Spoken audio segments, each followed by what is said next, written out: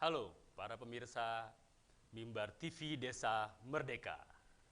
Bertemu lagi dengan saya, Nikola Indra Rajasa, bersama kawan saya luar biasa, Mas Riki Satria, pemerhati finansial teknologi.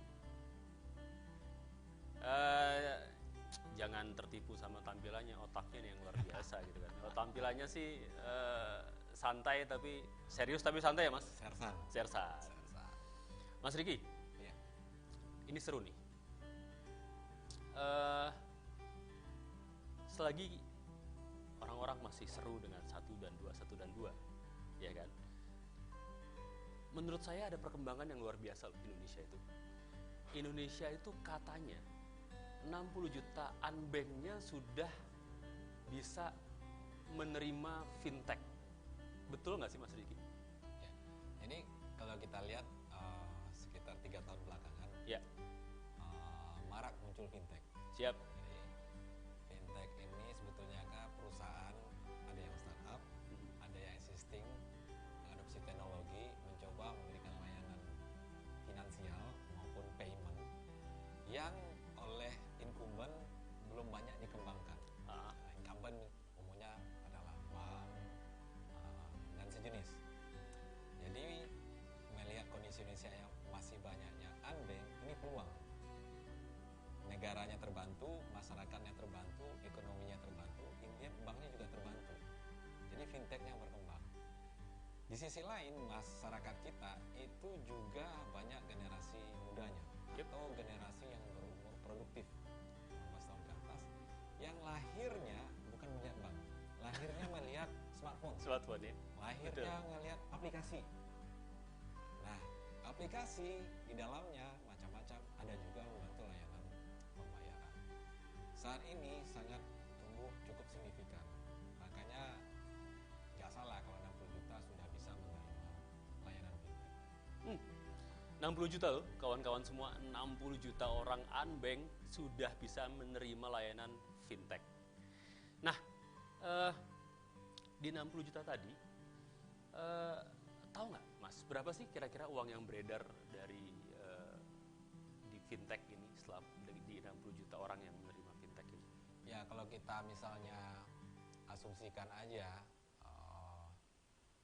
menggunakan fintech khususnya pembayaran misalnya ya, rata-rata orang misalnya mengeluarkan pembayaran sekitar 10.000 saja kali 60 juta.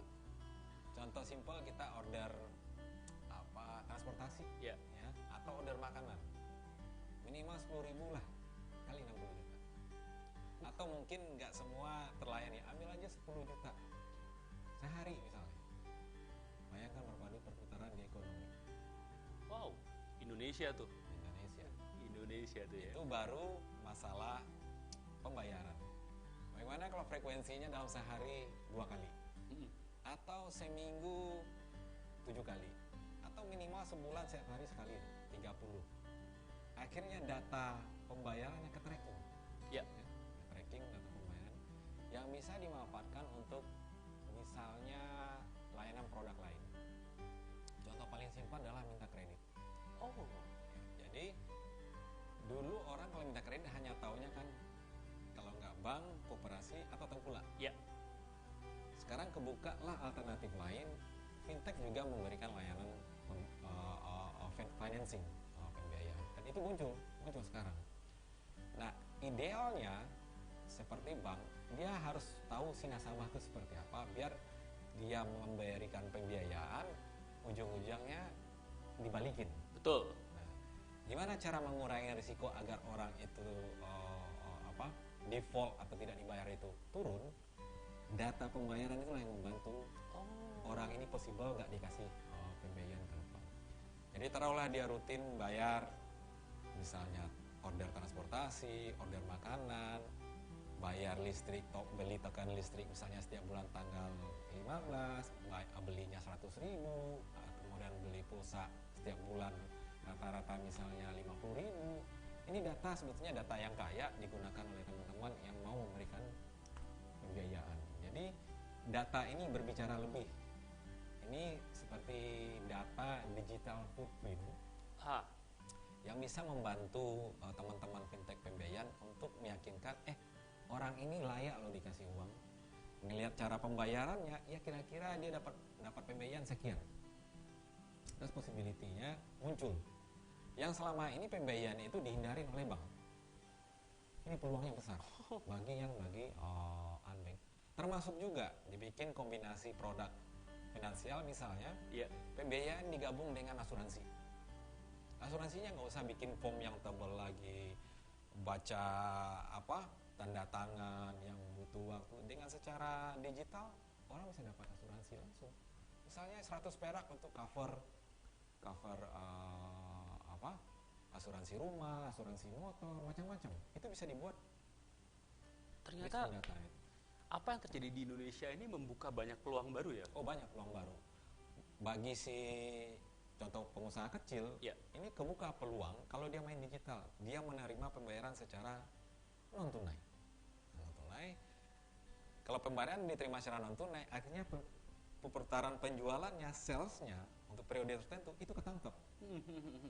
Jadi si pemberi pembiayaan, misalnya fintech atau bank, ke depan dia udah tahu nih salesnya udah ketahuan. Ini banyak membantu membuka peluang yang dulu ketutup jadi kebuka. Apalagi nanti kalau masuk ke online penjualannya, marketnya makin kebuka. Pasti. Kalau offline kan cuma sekitar situ saja, sekitar tempat atau daerah tertentu saja. Tapi ketika masuk ke online, kebuka semua. Pak, ngomong-ngomong soal online dan offline nih, Mas Riki. Sekitar kantor saya itu kan penuh sama pedagang yang menggunakan wallet, apapun bentuknya. Mau itu Dana, OVO, GoPay, mereka pakai itu. Gitu. Bahkan bayar 2.000 bisa menggunakan salah satu wallet tadi, ya kan? Nah, berapa kota sih Pak yang sudah mengadop pola seperti ini? Karena begitu saya sangat terbiasa nih menggunakan wallet, ya kan, turun dari kantor ke bawah selalu bawa handphone, sudah selesai tinggal foto, ngambil QR, udah selesai nih. Saya geser Pak, nggak jauh Pak, ke Tangerang Pak. Wah, nggak bawa duit nih bos, gimana judulnya ini? Berapa kota sih Pak yang sudah betul-betul mengadopsi ini fintech? Model-model seperti ini baru muncul sekitar setahun belakangan. Pembayaran secara non tunai atau khususnya pakai QR. Yes. Nah, itu baru setahun. Mungkin prediksi saya dari sekitar di bawah 400.000 merchant. Kita analogkan lah misalnya merchant teman-teman yang gede tadi. Itu masing-masing ya sekitar 100.000 ya paling 400. Tapi ini ketika udah ada muncul, saat ini kan muncul program pemerintah membuat satu QR yang bisa dipakai rame-rame. Namanya Kris. Artinya gini, saya punya warung kopi, saya cukup pasang satu QR-nya siapapun juga. Iya. Misalnya menggunakan Bank A, QR-nya Bank A, artinya pemain QR yang diizinkan oleh pemerintah.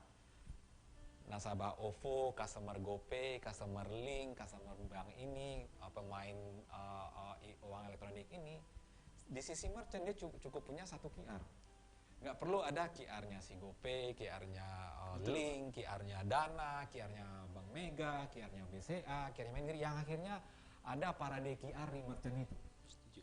Ini sangat membingungkan bagi si merchant, termasuk si customer. Sebagai contoh, customer ternyata di merchant di warung kopi ini cuma ada QR-nya GoPay, QR-nya Dana tidak ada, QR-nya Link tidak ada. Saya sementara adalah misalnya nasabah Link aja. Mau tak mau saya kan bisa belanja dengan QR. Betul. Di warung kopinya yang punya QR-nya GoPay. Nah, mudah-mudahan program pemerintah ini tahun ini satu QR bisa dipakai rame-rame. Untungnya adalah tetap bagi si customer, bagi nasabah, termasuk juga warung. Perputaran yang belanja yang masuk makin tinggi. Pak, ini menarik loh. Menarik. Kenapa menariknya begini? Karena kita sering kali kawan-kawan, mungkin kawan-kawan juga merasakan hal yang sama nih. Gila nih, gue punya 3 dompet. Isinya macem-macem. Kadang-kadang udah di akhir bulan nih, mepet isinya ya kan. Satu di GoPay tinggal 25. Ya alhamdulillah ya kan, di Dana tinggal 10.000. Di Link aja tinggal 15.000 gitu kan. Cari diskonan. Rusuh, ya nggak sih? kalau satu QR, happy dong kita semua, ya nggak sih? Iya. Ya kan? Nah, luar biasa nih. Kapan sih kira-kira menurut pengamatan Mas Riki, kapan sih pemerintah akan melakukan grand launching di produk Oke. ini? Jadi kalau saya dengar informasi, ini ada joke. Dengan munculnya fintech nih, nasabah-nasabah merasa miskin. Kenapa? Dana saya tersebar di berbagai aplikasi. Di Gojek, di OVO, di BCA, di ini. Nah, dengannya ada satu QR, persaingan terjadi di kualitas layanan. Tahun ini mungkin pertengahan semester ini, mungkin pemerintah akan launch secara nasional. Oke, kita end dulu pada sesi pertama. Kita tunggu lagi pada sesi kedua. Salam Mimbar Desa Merdeka. Yo. Habis baterai yang mana? Sampai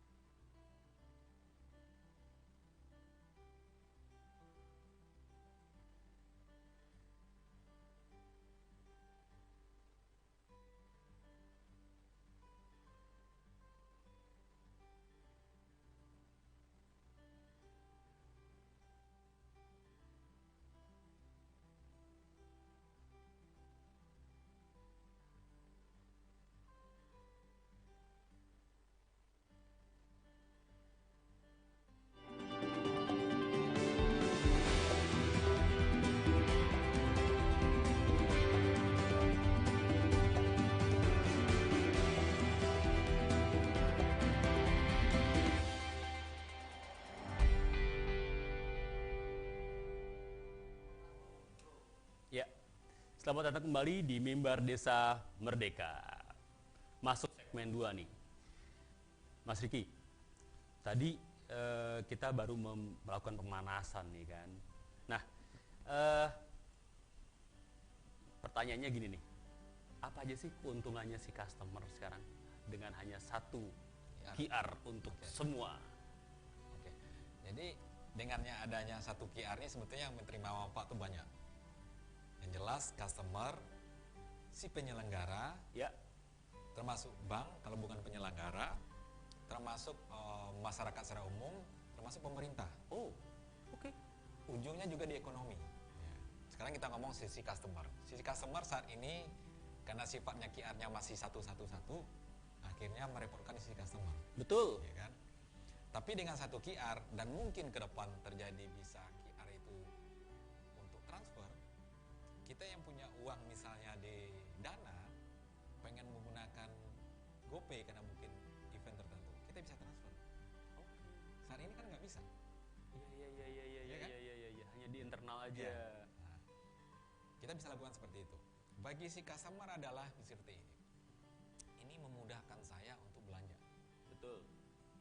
Akan mengurangin ketika saya belanja retail karena QR ini ditujukan untuk belanjanya retail. Retail kadang-kadang kan belanja tuh ada sekitar nggak genap. Betul. Misalnya 27.500. Ya kan? Bagi saya terima kembalian 500 merepotkan. Apalagi misalnya 27.000 dikembalikan sekitar misalnya di 50.000 ya. Yang 13.000 recehan semua. Mending recehannya baru. Kumal lagi. Karena duit Indonesia mungkin bisa dibilang termasuk yang levelnya termasuk paling kotor juga ya. Oh gitu ya? Di dunia. Jadi kumannya banyak nih. Ini keuntungannya. Jadi saya nggak direpotkan dengan uang cash yang banyak. Ini keuntungan bagi si customer. Ada kemudahan. Nah, bagi saya transaksi saya gunakan untuk transaksi sehari-hari, belanja, transfer, beli token listrik, beli pulsa, Ya. transfer ke anak, misalnya, data transaksi saya itu di-record Ya. oleh si penyelenggara. Penyelenggara menjadi tahu behavior saya.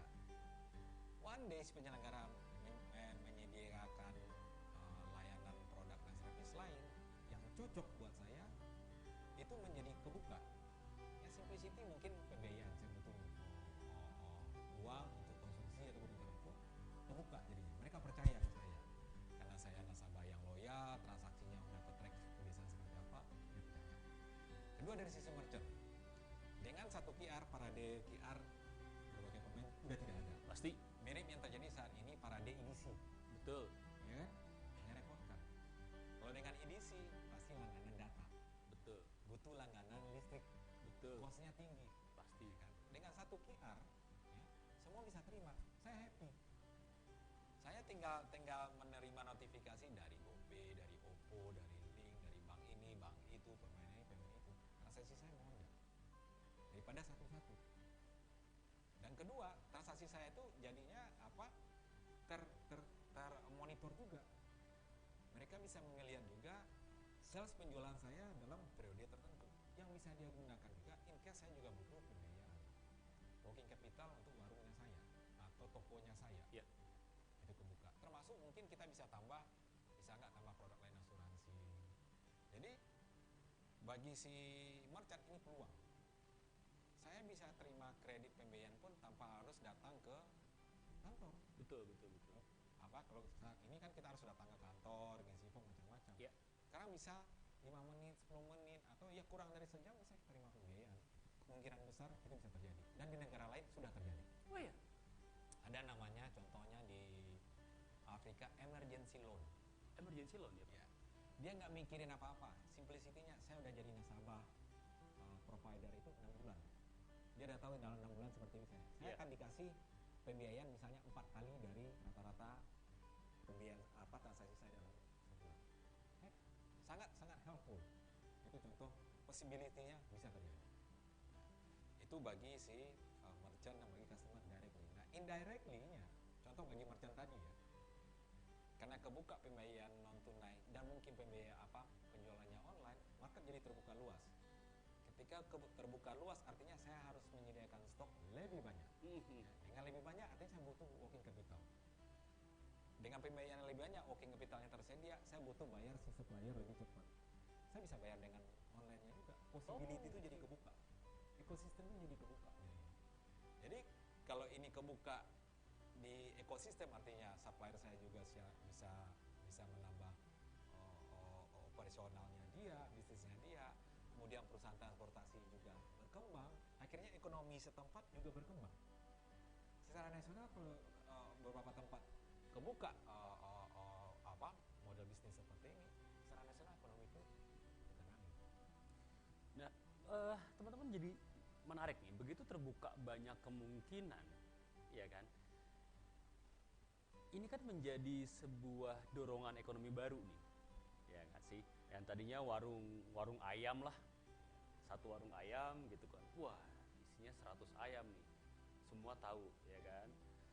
Tapi dia susah mengembangkan diri karena kan butuh modal buat beli ayamnya, beli bumbunya, segala macam. Namun kalau kemudian para pengelola fintech atau bank yang punya data tadi tahu dan kemudian menawarkan, Pak Haji, ini bisa dikembangin. Oh, saya bantu. Sekian waktu bisa dikembalikan. Oh, semua tahu ya Pak ya. Apa namanya, trik apa yang kemudian terjadi pada sehari-hari dan lain sebagainya. Nah, Mas Riki, sebetulnya bank sudah menuju ke sini atau belum sih? Kalau bank sudah tahu, tapi mencari jalan yang pas, lagi mencari jalan. Tapi beberapa bank dilihat kalau di lapangan sudah mulai. Ada beberapa bank mengasih pembiayaan secara online. Apply pun secara online. Tapi nggak banyak bank. Tapi yang banyak pemainnya adalah non bank. Terkait sama non bank nih. Jadi teringat pada banyak kasus P2P lending nih, Mas Riki. P2P lending kan saat ini masih quote unquote menimbulkan keraguan di masyarakat gitu kan.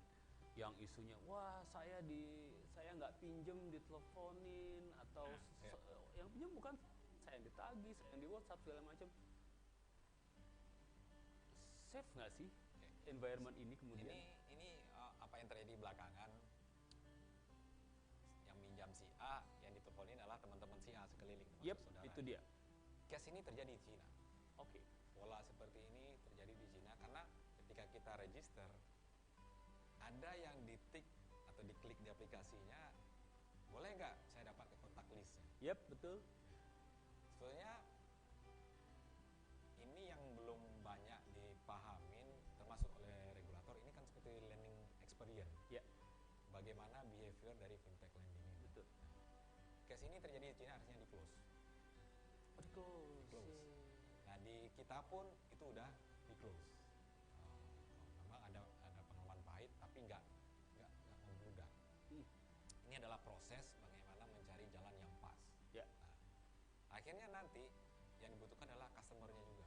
Customer juga harus di-educate. Dengan adanya kemudahan menerima pembiayaan juga, customer harus hati-hati juga mempelajarin apa sih impact-nya, apa yang dilakukan seandainya saya telat bayar atau nggak bayar, apa yang menjadi hak dan kewajiban si customer. Jadi customer jangan juga dengan kemudahan kebukanya mendapatkan pembiayaan diambil semua.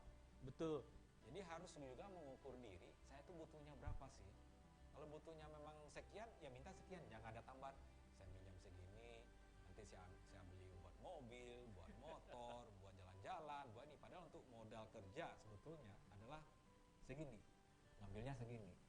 Itu udah membuka diri masuk ke ujung ke permasalahan, ujungnya ke si customer. Jadi masyarakat juga harus didik, kalau butuhnya berapa ya butuh sekian, yang pas, jangan dilebih-lebihin.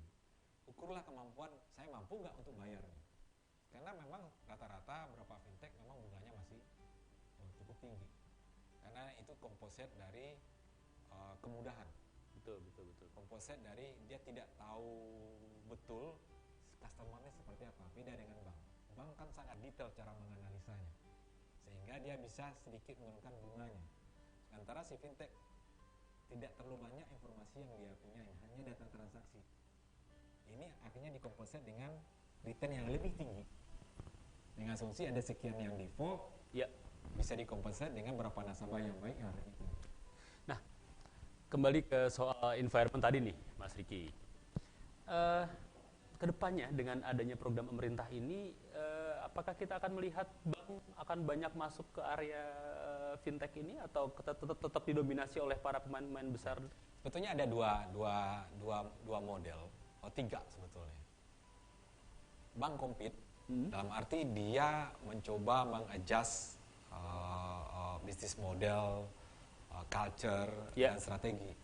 Kenapa? Teknologi menjadi solusi. Yang kedua, dia bisa berkolaborasi. Tadi compete, yang kedua berkolaborasi. Ya. Yang ketiga adalah dia tinggal menjadikan salah satu fintech di acquire sama dia. Dia beli, itu menjadi AM-nya. Silakan bermain untuk seperti itu.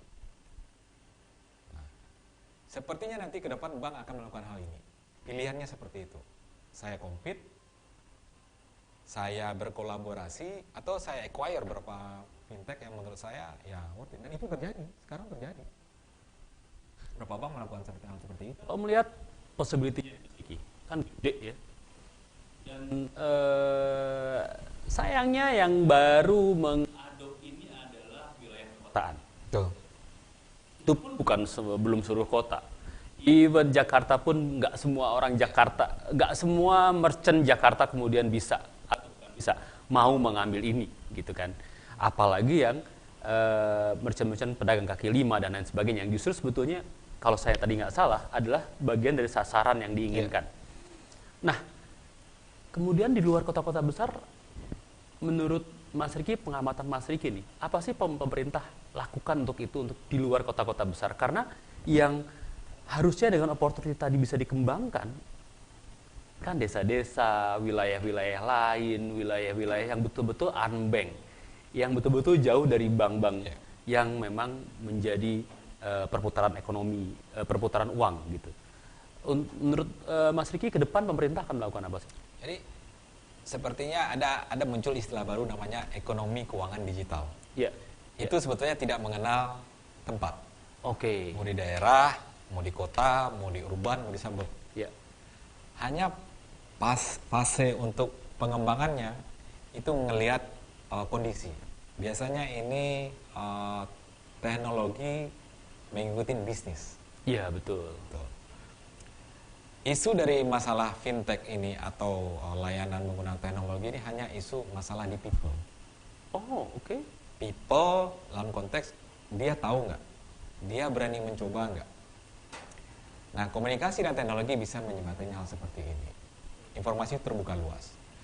Nah, kebetulan pemerintah mulai beberapa tahun belakangan udah fokus ke situ. Pemerintah heboh dengan cerita industri revolusi 4.0 ya. Muncul. Jadi ada yang ditargetin. Nah, fintech pun sudah mulai masuk ke daerah-daerah desa. Ada contohnya pemain yang ngasih pembiayaan khusus pertanian. Itu sudah ada.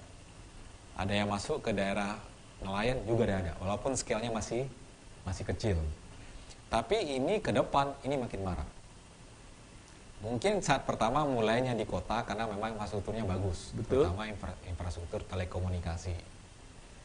Tapi dengan munculnya pengembangan infrastruktur di pemerintah yang sekarang, baik jalan tol, meluncurnya Palapa B2 atau satelit PSN 1, fiber optik yang semakin luas, ini akan mempercepat speed up dari layanan ekonomi berbasis digital ini termasuk ke desa. Toh kita juga sudah lihat penyaluran bansos, penyaluran penerimaan subsidi dan bantuan pemerintah ke masyarakat kecil, masyarakat miskin, udah mulai dilakukan secara non tunai juga. Betul. Jadi ini tinggal menunggu waktu aja. Kalau dulu yang sisi supply yang heboh, yang sibuk, yang berkreasi, yang mencoba mencari market, mungkin besok-besok tinggal demand yang akan mencari. Nanti di tengah-tengah ketemu. Nah, itu yang akan mungkin bakal terjadi. Nanti contohnya merchant yang menggunakan QR. Kalau dulu kan terpaksa, kalau sekarang teman-teman GoPay, bank itu mencari merchant. Nanti merchant yang apply, saya juga mau dipasang. Saya tinggal pilih mau pakai QR-nya siapa.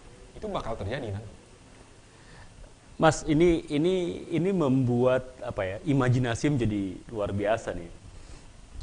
Begitu tadi Mas cerita mengenai satu QR untuk semua penyedia jasa, di pikiran saya langsung seperti ini. Wah, kalau pasar induk sudah di QR-kan. Pasar induk kan di kota, ya kan? Di mana dia terhubung ke pasar-pasar yang lain. Pasar-pasar yang lain sudah di QR-kan. Artinya transaksi sudah wireless, tidak lagi cash gitu kan. Dengan begitu ini pasar induk akan mendorong, quote unquote mendorong digitalisasi ini ke pasar-pasar yang mensuplai dia, ya kan? Dari sana kemudian mendorong lagi ke para penyuplai di petani-petani dan lain sebagainya. Itu akan jadi masif loh, Mas. Benar.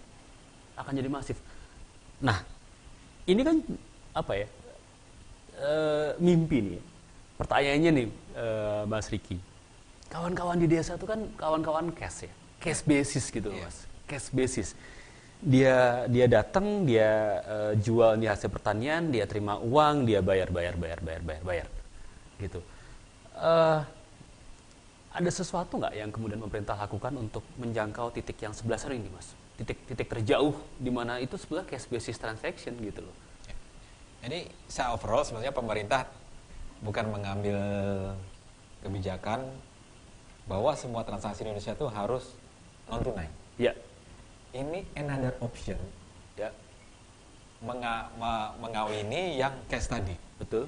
Bisa dibagi dua. Kenapa? Value added-nya lebih tinggi ketika pakai non cash. Ya. Jadi cash tidak dibunuh sama sekali. Siap. Nah, program ini sudah dimulai oleh pemerintah, kalau nggak salah pemerintah meminta semua Pemda, itu ada surat perintahnya, untuk mulai melakukan transaksi di Pemda itu secara non cash. Oh. Baik pemasukan maupun pendapatan.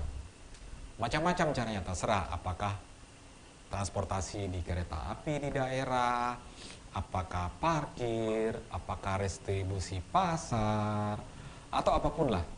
Silakan dicoba. Sudah ada Pemda yang Sudah. Oke.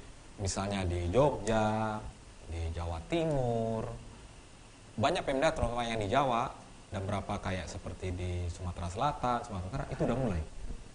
Karena mereka melihat bahwa dengan non tunai ada possibility pendapatan asli daerahnya naik tanpa membuat program yang baru. Hanya menunaikan itu muncul PAD bisa naik.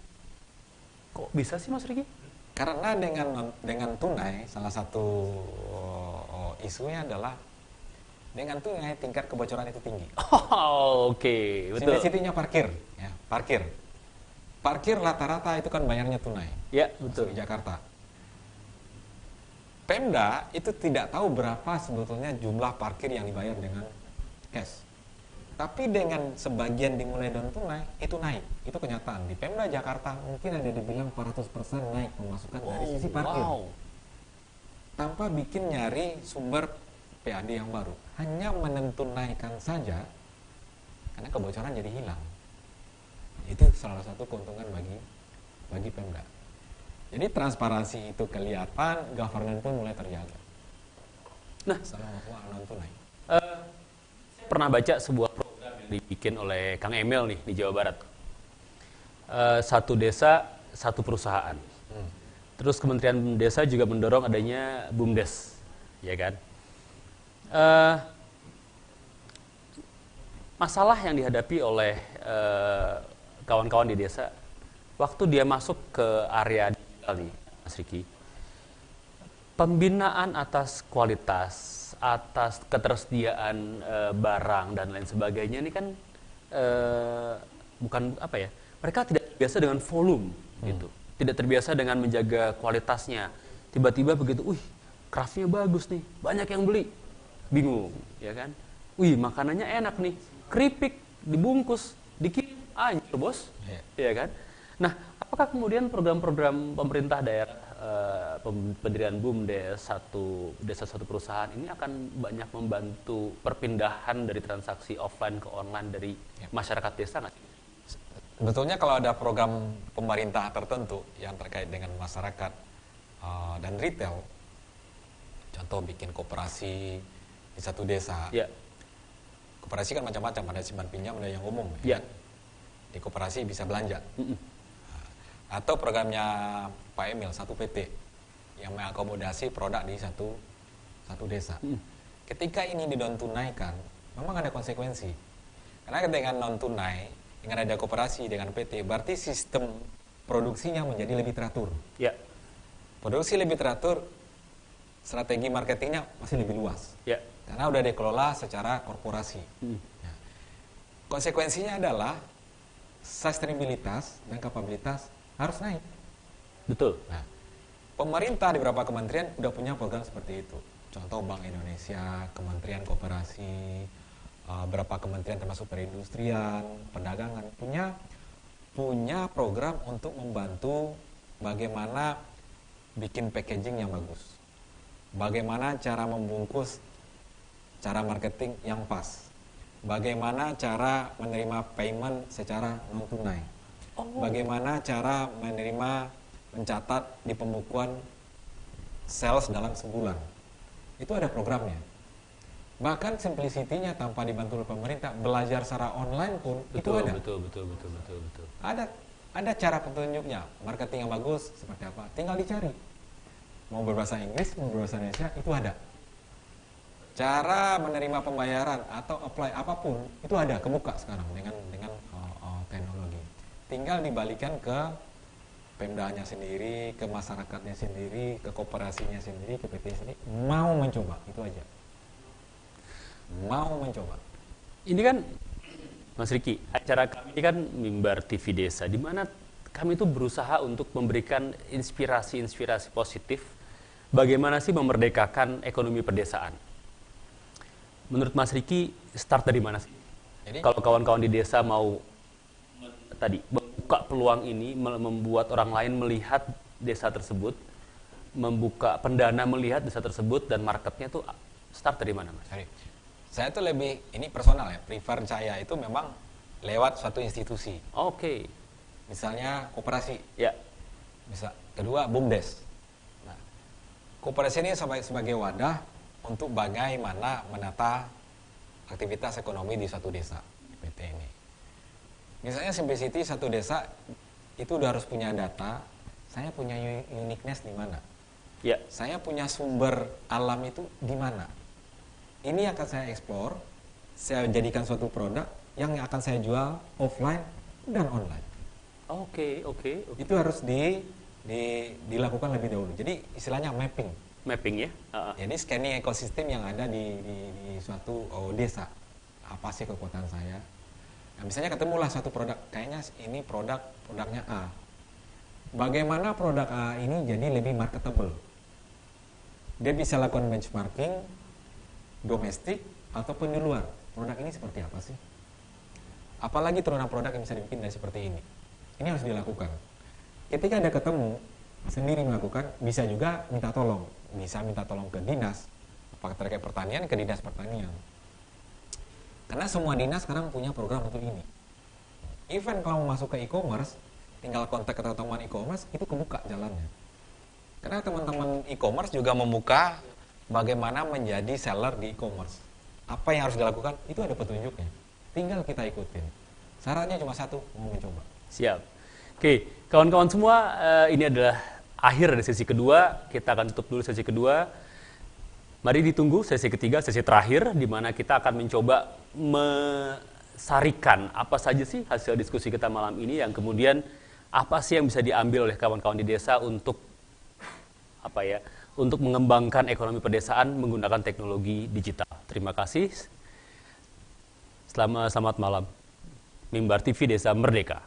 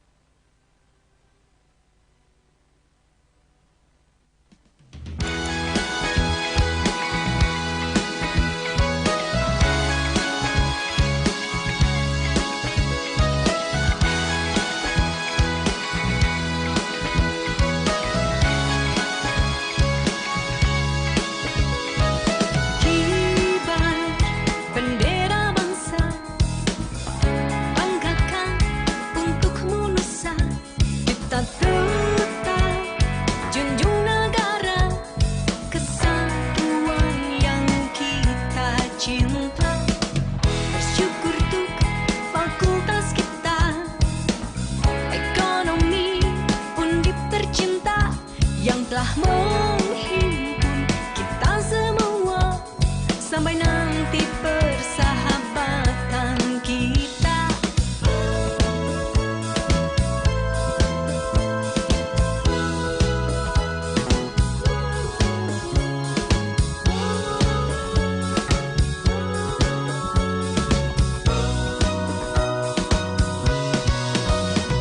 Mari saling membagi, sayangi dan support tanpa henti demi keluarga besar ini. FE Undip di hati. Mari saling sayangi demi majukan tujuan ini. Besarkan alumni di muka bumi untuk Indonesia damai sejati.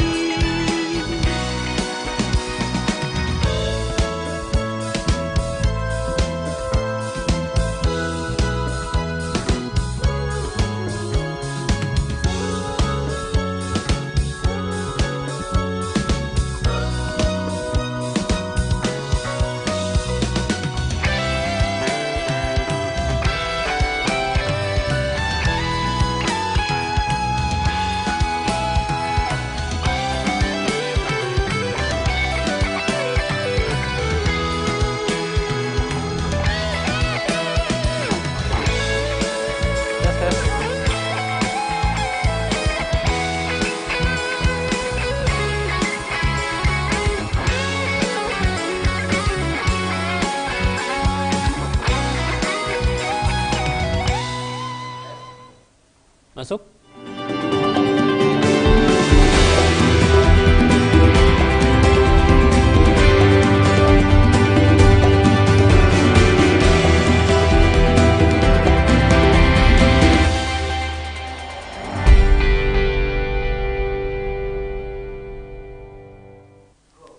Ya, selamat datang kembali di segmen terakhir dari diskusi yang seru dengan Mas Riki nih, peran fintech dalam pembangunan desa.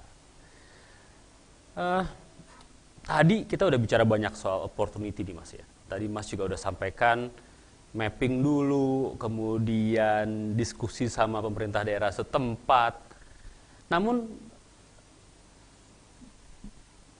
apa ya? Maksud saya adalah startnya dari mana sih nih? Maksudnya apakah perlu, mari kita diskusi kemungkinan kayak misalnya seperti ini. Ada Tani Hub lah, ada apa ya tadi yang buat nelayan lah, ada apa yang kemudian harus masuk ke desa dan kemudian bicara mengenai digitalisasi desa. Apakah harus seperti itu? Di mana kemudian para pemain digital ini masuk ke desa dulu?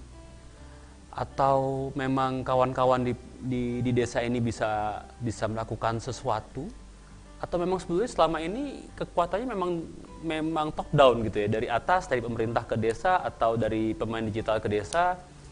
Gimana sih Mas, apa yang harus dilakukan, apa yang sebaiknya kita lakukan untuk mendorong pembangunan desa ini? Kalau saya sih sebetulnya lebih sustain dan lebih cepat jalan itu adalah memang keinginan muncul dari masyarakat sendiri. Iya, betul. Masalahnya masyarakatnya belum tahu. Oh, oke. Ya, jadi kalau saya lihat mungkin melalui sumber TV Desa.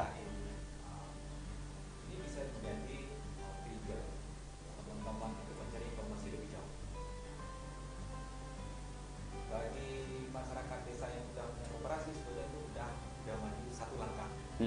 Atau punya BUMDes itu udah satu langkah karena udah punya Wadah ya. wadah. Tinggal dia mendigitalisasikan dirinya. Ada dua cara. Saya belajar otodidak, belajar sendiri.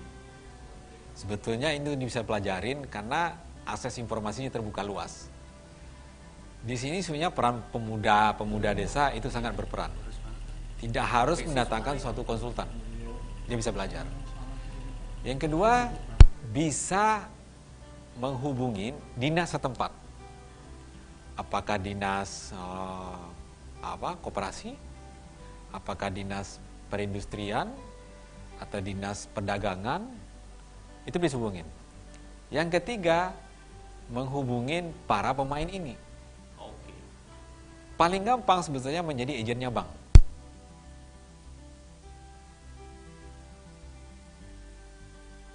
Iya. Betul. Ya. Jadi masyarakat desa untuk buka rekening tidak harus datang ke kota. Dia tinggal datang ke koperasi. Nah, nanti dimintakan juga selain menjadi agennya bank, dibukakan juga transaksinya secara non tunai menggunakan QR. Oke. Atau dia juga bisa menghubungin para pemain QR ini. Apakah menghubungin link aja contohnya, atau menghubungin Paytrend, atau menghubungin apapun lah. Itu bisa dilakukan juga. Menarik tuh, Mas Riki. Jadi teman-teman di desa yang sedang melihat tayangan kami, pertama yang sederhana adalah mulai dari desanya sendiri. Kalau sudah punya BUMDes atau perusahaan desa sudah merupakan hal yang lompatan baru. Yeah. Yang kedua, jadi agen digital sebuah bank. Begitu ini sudah, maka pembukaan rekening menjadi bisa langsung di situ tanpa harus ke bank. Yang jauh. Yeah. Nah, dari sini kita bisa mendigitalisasi proses keuangan di desa juga, sehingga membuka peluang-peluang yang tadi dijabarkan. Nah, negara lain ada nggak yang sudah sukses? Ini paling yang sudah dibilang cukup sukses itu pertama itu Cina. Kemudian di belakangan muncul India. Ini negara yang tipikalnya mirip sama kita. Ya. Tapi yang agak sukses menerapkan digitalisasi ini adalah Kenya dan Tanzania. Oh ya? Oh iya. Afrika? Iya, Afrika malah. Bahkan mereka itu melakukan pembayaran, transfer ke saudara, itu memang menggunakan telepon semua. Tidak lagi menggunakan kartu. Teleponnya tuh bukan smartphone malah. Jadi kalau kita bilang feature phone, telepon zaman dahulu. Jadi yang Nokia bar candy itu. Oke. Iya. Dan kita tuh sebetulnya melakukan, tapi hanya untuk beli pulsa. Masih ingat kan caranya bintang 1, 2, 3 keluar menunya. Nah itu di menunya itu ada pilihan bayar, ada keluar menu pilihan transfer. Sesimpel itu. Nah bisa dilakukan. Jadi tidak harus saya mempunyai smartphone. Karena ke depan harga smartphone makin murah, masyarakat pun pasti menggunakan. Malah yang lebih fenomenalnya atau memang terobosannya adalah itu terjadi di Bangladesh. Saya nggak punya HP kok, tapi saya punya SIM card. Nggak punya HP, punya SIM card? Punya SIM card. Dia hanya butuh SIM card, nggak punya HP. HP tinggal pinjam. Bahkan di Bangladesh itu ada agen-agen bank itu menyewakan HP-nya. Tinggal colokkan SIM card-nya, dia bisa lakukan transaksi. Misalnya minta tolong transfer uang ke saudara atau anaknya yang lagi belajar di pesantren, dia tinggal transfer. Jadi kemudahan menjadi terjadi. Kalau sekarang, misalnya anaknya, keluarganya ada di Pekanbaru, anaknya belajar di pesantren di Jawa Timur. Di situ tidak ada bank. Cara transfer paling mudah adalah ya datang ke bank yang mungkin butuh ongkos jauh, atau ke kantor pos yang bukanya mungkin bank dan pos buka hanya hari kerja. Anaknya butuh uang hari Sabtu dan Minggu. Satu-satunya jalan ya cara seperti ini, non tunai, menjadi agent. Karena menjadi agent transaksi terbuka 24 jam. Mau habis maghrib, habis sahur, itu bisa dilakukan karena kenal. Setor uang di agent, ambil uang di agent, transfer sendiri bisa, beli pulsa sendiri bisa, beli token listrik nggak harus datang ke warung atau toko, bisa lakuin sendiri. Itu kemudian, dan itu yang sukses terjadi di Kenya, Tanzania. Kalau yang berbasis apps itu banyakkan di Cina dan di India. Cina dan kita bisa seperti itu. Seperti Cina India ini, berbasis app.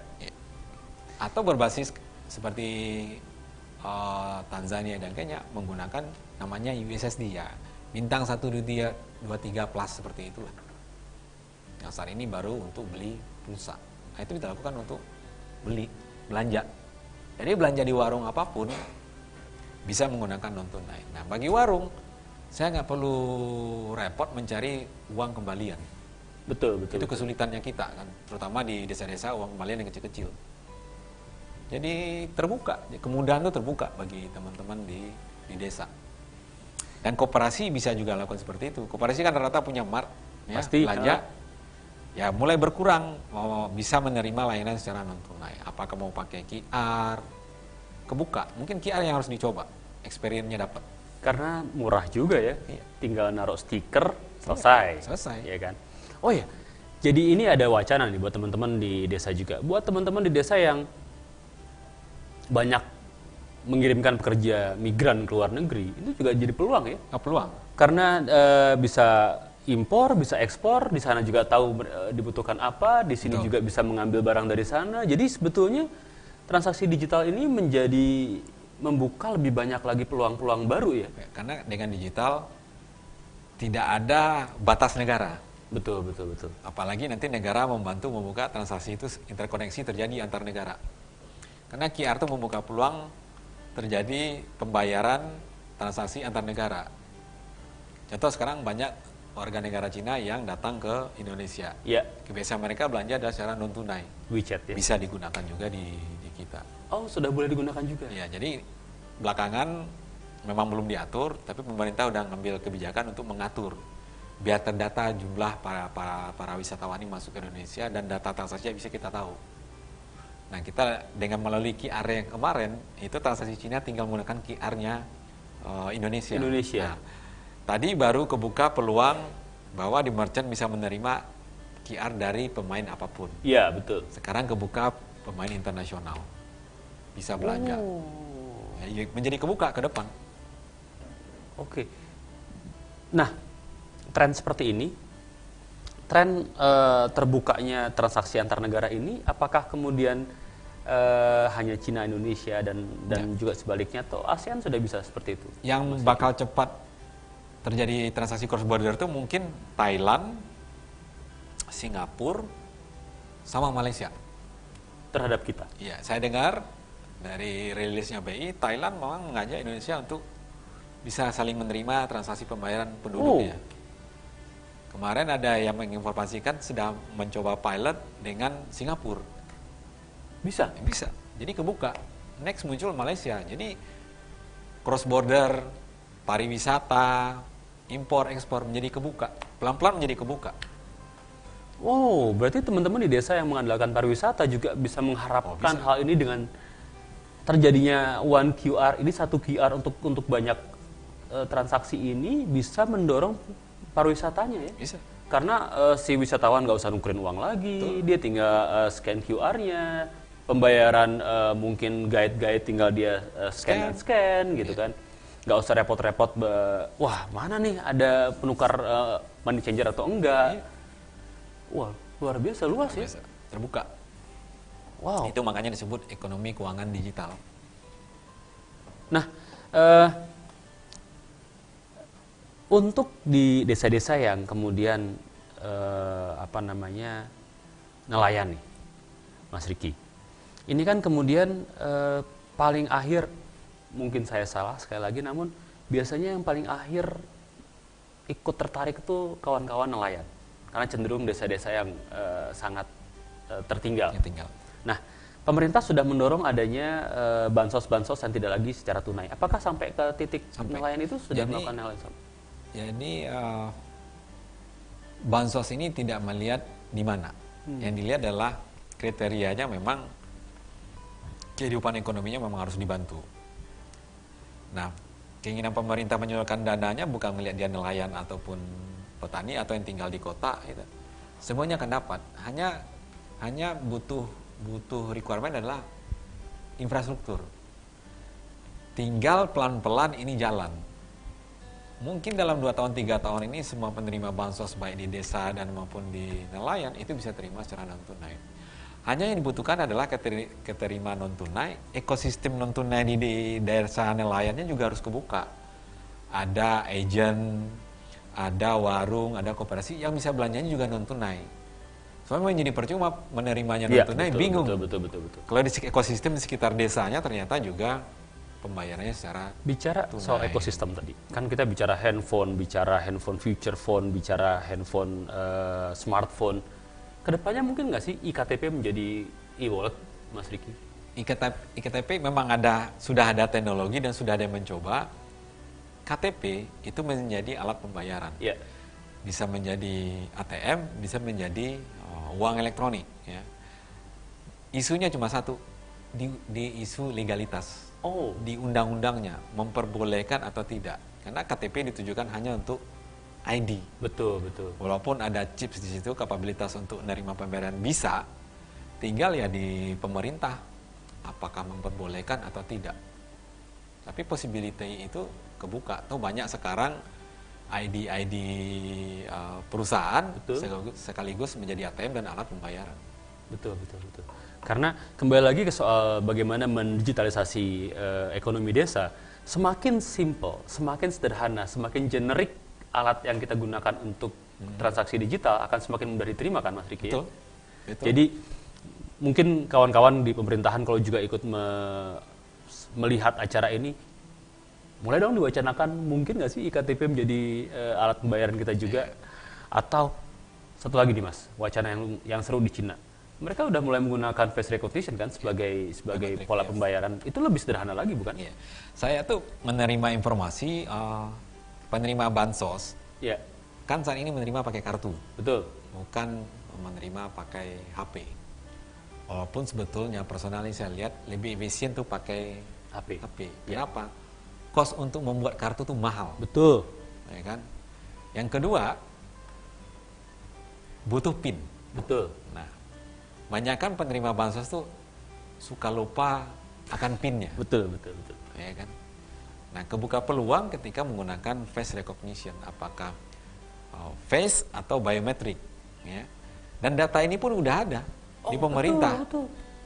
Tinggal kemauan pemerintah mau mencoba, ya. Apakah data ini dan infrastruktur yang tersedia di pemerintah sudah mampu untuk mengakomodasinya? Karena tren ke depan akan mengarah seperti itu. Tinggal keberanian pemerintah mau nggak mencoba. Hanya mencoba dulu sebelum mengimplementasiin. Untuk mengetahui di mana kekurangan, risiko untuk ditutup. Oke. Kawan-kawan semua, kita menjelang akhir dari segmen kita yang ketiga. Sebelum kita mengakhiri ini, Mas Riki ada closing statement nggak? Gimana sih peran fintech dalam pembangunan ekonomi desa? Ya. Jadi teknologi ini akan sangat membantu desa-desa yang dulu tertutup, yang terkebelakang, bisa sejajar dengan desa-desa yang maju, mungkin termasuk di kota. Dan kita juga melihat beberapa contoh yang pemuda akhirnya balik ke desa, menjadi pemain di situ, menjadi leader untuk membangun desanya, karena punya produk khas dari desanya sendiri yang dikembangkan. Kedua, pembiayaan menjadi kebuka luas, yang dulu memang sulit disediakan. Yang ketiga, dengan teknologi dan digital ini, ekonomi dan penjualan produk menjadi kebuka lebih luas, termasuk antar negara. Syaratnya cuma satu, berani mencoba. Ya. Mungkin ini. Kawan-kawan semua, dari saya sendiri, kalau boleh saya simpulkan, saya akan sampaikan seperti ini. Pertama, kita coba dulu. Betul ya Mas Riki ya? Dari mana? Scanning dulu, mapping dulu. Bagaimana sih potensi desanya? Nggak mesti yang berupa barang kan? Service juga Jasa bisa. Jasa juga bisa. Begitu sudah, kumpulkan orang-orang, diskusi mengenai sebuah wadah. Mau itu koperasi, mau itu BUMDes, mau itu PT kalau di Jawa Barat gitu kan. Bikin sebuah organisasi yang solid. Sehingga barang yang mau dijual menjadi sesuatu yang dapat diandalkan. Tuh.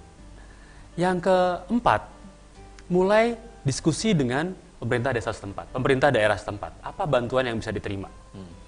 Pembinaan seperti apa yang bisa diterima? Begitu itu sudah siap, mulai masuk ke transaksi digitalnya. Dengan apa? Menjadi agent dulu. Jadilah agent digital, agent bank digital. Dengan begitu, lingkungan sekitarnya mulai bisa mempergunakan transaksi non-tunai.